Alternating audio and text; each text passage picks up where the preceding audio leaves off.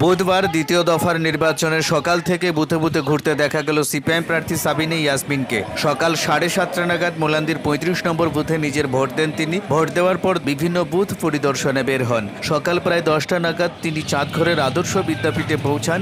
সেখানে ঢুকে তিনি সরাসরি ভোট কক্ষে যান এবং ভোটকর্মীদের সঙ্গে কথা বলেন। ওই স্কুলে থাকা 3টে বুথেই তিনি একে একে ঢুকে পরিস্থিতি খতিয়ে দেখেন।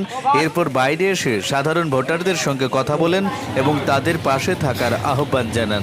এরপর গাড়িতে করে ছোট চাঁদঘরের বিভিন্ন বুথ ঘুরে দেখেন তিনি এবং দলীয় কর্মীদের সঙ্গে কথা বলেন। এদিন তিনি জানান, কেন্দ্রীয় বাহিনীর কাজে তিনি সন্তুষ্ট। তার মতে বাহিনী থাকায় সাধারণ মানুষ নির্বিঘ্নে ভোট দিতে পারছেন।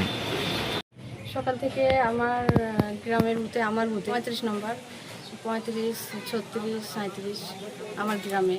তারপরে মিরা 1, মিরা 2 চলছে বড় চাঁদঘর। হ্যাঁ, সঠিকভাবে ভোট বাহিনী আছে, ওরাও ঠিকঠাক ডিউটি ওদের পালন করছে।